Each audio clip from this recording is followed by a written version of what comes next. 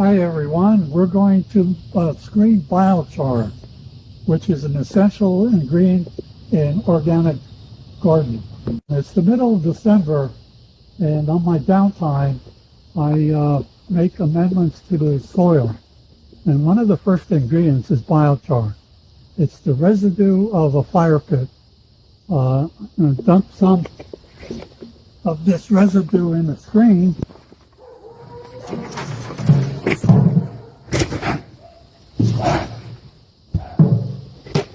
And with my hand, this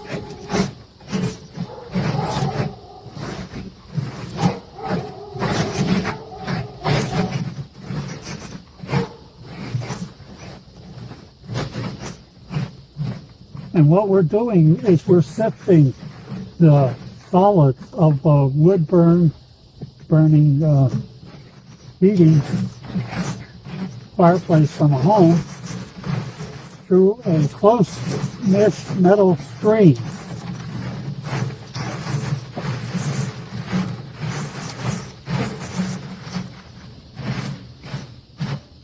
And what is left is the magical ingredients that we're going to mix in the soil called biochar. What the bottom of this is wood ash.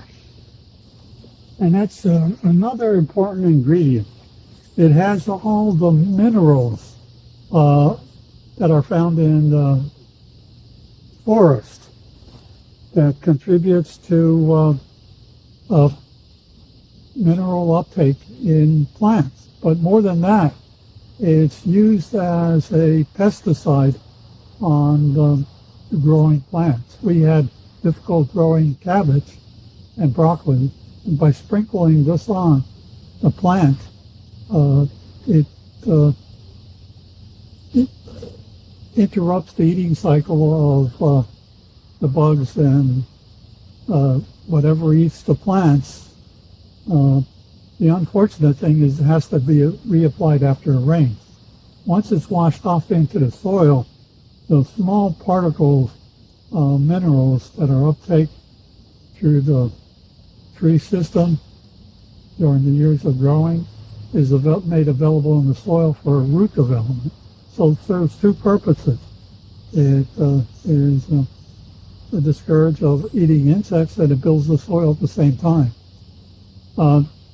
This dissipates in the soil when it rains. Biochar will last for decades, and what it does, it energizes the micrological life of the soil. It's almost like a coral reef. It's a dead material while coral is living. It absorbs water and slowly releases it. And it's been highlighted in a lot of garden journals. Most recently, I saw an article in Mother Earth, authored by a soil scientist. And if you access the internet and go to Mother Earth, it gives you the whole story of biochar.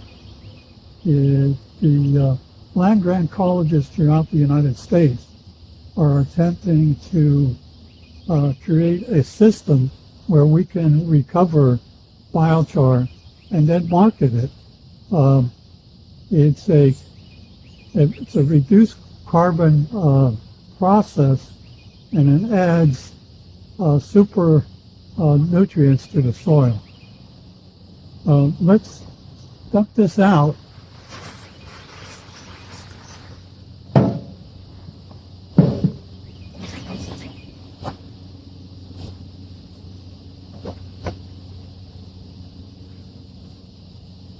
This is a bucket of biochar that I collected over the last couple of weeks. But I'm going to dump this screen here to show you something else.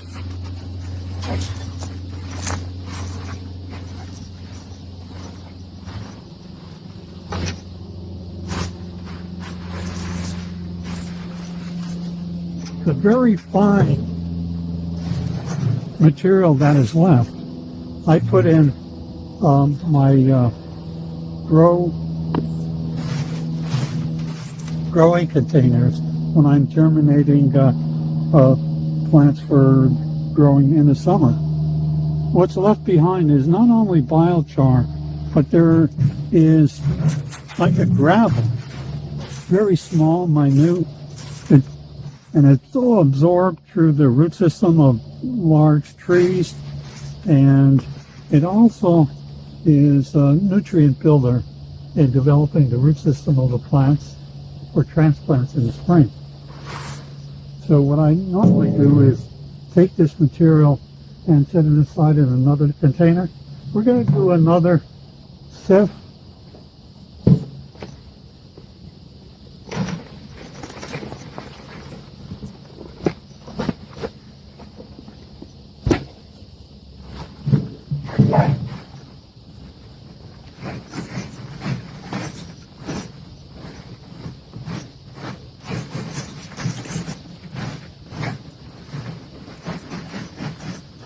It's something I refer to as black gold. It's that valuable in the fertilization of the soil that I'm going to mix this with.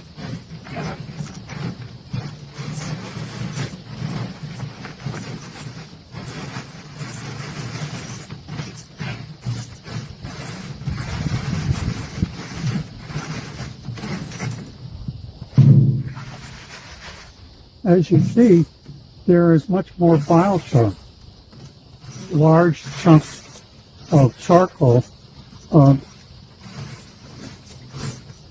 that is reclaimed from a burning fire.